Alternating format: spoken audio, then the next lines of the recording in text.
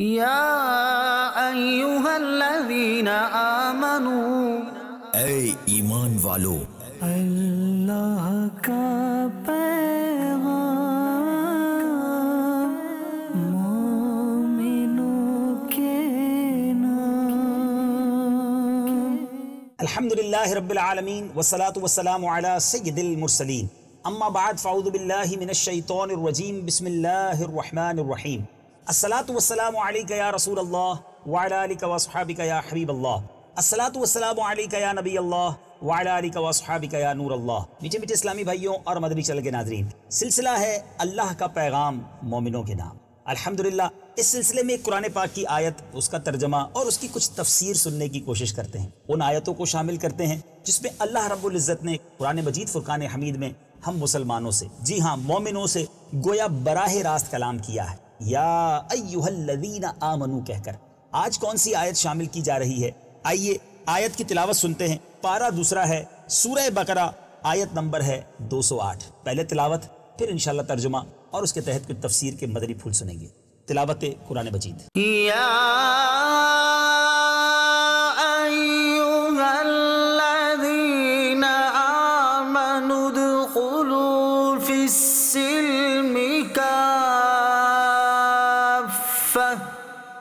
ولا تتبعوا خطوات الشیطان انہ لکم عدو مبین۔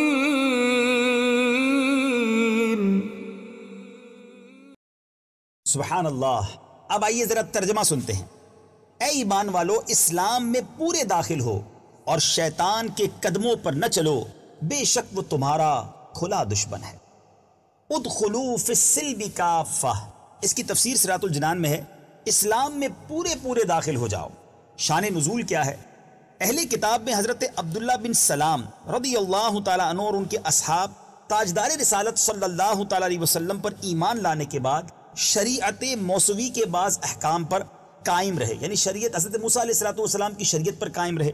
ہفتے کے دن کی وہ تعظیم کرتے، اس روز بالکل شکار نہ کرتے، اور اونٹ کے دودھ اور گوشت سے بھی پرہیز کرتے، اور یہ خیال کرتے کہ اسلام میں تو یہ چیزیں مباح ہیں، یعنی جائز ہیں، لیکن ان کا کرنا ضروری نہیں ہے، جبکہ توریت میں ان سے اجتناب لازم تھا۔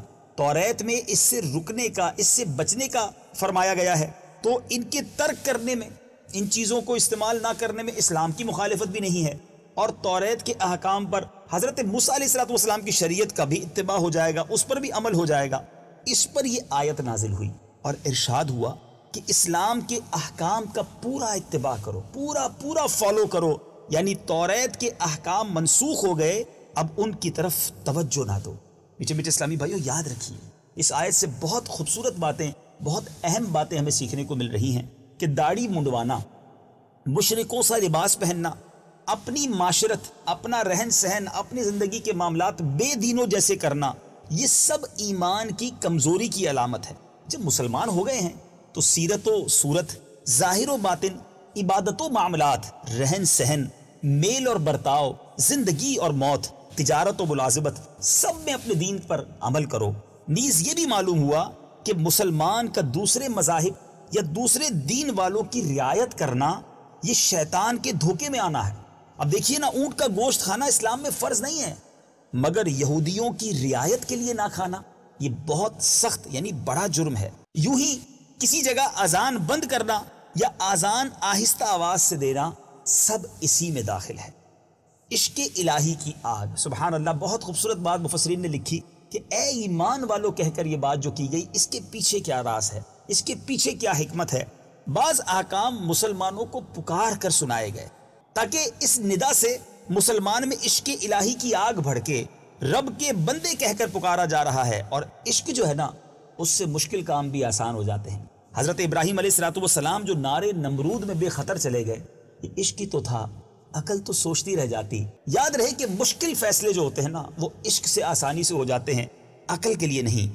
چونکہ اسلام میں پورا داخل ہونا یہ نفس پر بڑا شاق ہے، بڑا مشکل ہے، تو اس مشکل کام کو آسان فرمانے کے لیے پہلے ایک خوبصورت ندا سے گویا عشق کی آگ کو بھڑکایا گیا، پھر حکم سنایا گیا۔ ظاہر ہے یہ مخلص مومنین سے خطاب ہے، اے ایمان والو کہہ کر اللہ نے اپنے بندے اور مومنوں کہہ کر پکارا ہے۔ اور یاد رہے کہ ایمان سے یہاں ایمان شرعی مراد ہے، جیسا کہ اس کے شان نزول سے معلوم ہوا۔ اچھا، یہاں ایک اور اہم بات سمجھنی ہے کہ رب تعالیٰ کی بڑی نعمت دنیا میں ایمان ہے اور آخرت میں دیدار الہی ہے، اس لیے ہم کو آمنو کہہ کر خطاب کیا گیا۔ یہ نہ فرمایا کہ اے مال والو، اے کوٹھیوں جائیداد والو، بلکہ فرمایا اے ایمان والو، ادخلوا فی السلم کافہ، اسلام میں پورے داخل ہو جاؤ، یعنی تم سب اسلام میں داخل ہو جاؤ یا پورے اسلام میں آ جاؤ اور اس کے سارے احکام مان لو، عقائد و اعمال ہر حیثیت سے مسلمان بنو۔ یہ بھی یاد رہے کہ اسلام گویا عمارت ہے۔ بہت خوبصورت اگزامپل دینے جا رہا ہوں کیونکہ حدیث پاک میں ہے کہ اسلام کے ستون نمازیں ہیں۔ جو کوئی عمارت سے باہر رہ کر اس کی دیوار کی آڑ لے لے، وہ اگرچہ سایہ تو حاصل کر لیتا ہے مگر گرمی، سردی، بارش، چوری سے محفوظ نہیں ہوتا۔ دیوار کا سایہ ضرور ہوتا ہے مگر جو مکان کے اندر ہوتا ہے نا، وہ ہر طرح سے محفوظ ہوتا ہے، اور جو مکان میں داخل ہو جاتا ہے وہ اس کو پورا گھیر لیتی ہے۔ جیسے کوئی اگر مکان میں داخل ہو جائے تو اس کے نیچے فرش ہوتا ہے، اس کے اوپر چھت ہوتی ہے، دائیں بائیں دیواریں ہوتی ہیں، تو گویا اس کو سردی سے، گرمی سے، چوری سے حفاظت میں وہ رہتا ہے، وہ سیکیور ہو جاتا ہے۔ اب منافقین نے کلمہ پڑھ کر اسلام کی آڑ تو لے لی، لیکن وہ اس کی وجہ سے قتل سے بھی بچ گئے مگر شیطان اور دوزخ سے نہ بچ سکے۔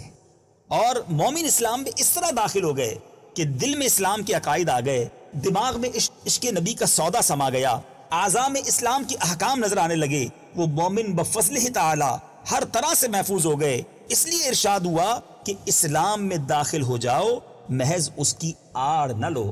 اور مفسر شہیر حکیم الامت حضرت مفتی احمد یار خان نعیمی رحمۃ اللہ تعالی علیہ اس آیت کی تفسیر میں بڑی شاندار بات ارشاد فرماتے ہیں کہ اے مسلمانوں، دو رنگی سے بچو، پلپلے پن سے دور رہو، اسلام میں ظاہر و باطن پورے طور پر داخل ہو جاؤ۔ مسلمان ہو کر دوسرے مذہب یا کفار کی رعایت کیسی؟ مضبوط مسلمان بنو اور راہ حق کو چھوڑ کر شیطانی راستے اختیار نہ کرو، نہ اس کے قدموں پر چلو، کیونکہ وہ صرف تمہارا ہی کھلا دشمن ہے۔ چونکہ تمہاری وجہ سے وہ ذلیل ہوا، جنت سے نکالا گیا، اب وہ تمہیں بھی جنت سے دور کرنا چاہتا ہے، ذلیل کرنا چاہتا ہے۔ دولت ایمان تمہارے پاس ہے جس کی وہ طاق میں ہے، تم غفلت سے کام نہ لو۔ اللہ اکبر۔ اعلیٰ حضرت امام اہل سنت کا وہ شعر بھی یہاں یاد آ رہا ہے۔ کیا خوبصورت بات میرے اعلیٰ حضرت نے لکھی، سونا جنگل رات اندھیری، چھائی بدلی کالی ہے، سونے والو جاگتے رہیو، چوروں کی رکھوالی ہے۔ آنکھ سے کاجل صاف چرا لیں یا وہ چور بلا کے ہیں، تیری گٹھڑی تاکی ہے اور تو نے نیند نکالی ہے۔ ہمیں غفلت سے جاگنا ہے، شیطان کے واروں کو سمجھنا ہے، وہ ایمان چھیننے کے درپے ہے، ہمیں اپنے ایمان کی حفاظت کرنی ہے اور پورا اسلام میں داخل ہو جانا ہے۔ اب اس آیت مبارکہ سے جو فوائد حاصل ہوتے ہیں ان میں سے چند فوائد عرض کرتا ہوں۔ اس آیت میں بہت ہی وسعت ہے، سارے اسلامی عقیدے اور بہت سارے اعمال اس میں داخل ہیں۔ نمبر 1، داڑھی منڈانے والا، مشرکین کا لباس پہننے والا، کفار کے سے نام رکھنے والا، سب اس میں داخل ہیں۔ عقیدے بھی اسلامی اختیار کریں اور اعمال بھی، صورت بھی مسلمانوں والی بنائیں اور سیرت بھی ہماری اسلام کے طریقے کے مطابق ہو، نام بھی مسلمانوں کا سا رکھیں اور کام بھی مسلمانوں جیسے کیے جائیں، زندگی بھی اسلامی ہو، موت بھی، شادی بھی اور رسم و رواج بھی، غرض یہ کہ مرنا جینا اسلامی ہونا چاہیے۔ ایک اور خوبصورت فائدہ، ہر مسلمان اپنے اہل قرابت خصوصاً بال بچوں کو سچا مسلمان بنانے کی کوشش کرے۔ اس کے ایک معنی یہ بھی ہے کہ صرف تم اکیلے مسلمان نہ بنو، سب مل کر مسلمان ہو جاؤ، جیسا کہ دوسری آیت مبارکہ میں ارشاد ہوا، قُوا أَنفُسَكُمْ وَأَهْلِيكُمْ نَارًا، اپنے آپ کو اور اپنے گھر والوں کو جہنم کی آگ سے بچاؤ۔ ایک اور بات جو اس سے سیکھنے کو ملتی ہے کہ گناہ کبیرہ سے بھی بچو اور صغیرہ سے بھی۔ صغیرہ کو ہلکا جاننا بے وقوفی ہے، غیر ممنوع چیز کو منع جاننا بے دینی ہے، کہ تمام امور خیر ہیں جنہیں شریعت نے حرام نہ کیا، جو انہیں حرام جانتے ہیں وہ بھی اس سے عبرت پکڑیں۔ حلال چیز کو حرام کر لینا تقویٰ نہیں بلکہ حرام سے بچنا، نیک کام کرنا تقویٰ ہے۔ اس سے وہ لوگ بھی عبرت حاصل کریں کہ جو ظاہری فقیر بن کر گوشت، نکاح وغیرہ سے بچتے ہیں مگر جھوٹ، غیبت اور نشے وغیرہ سے نہیں بچتے۔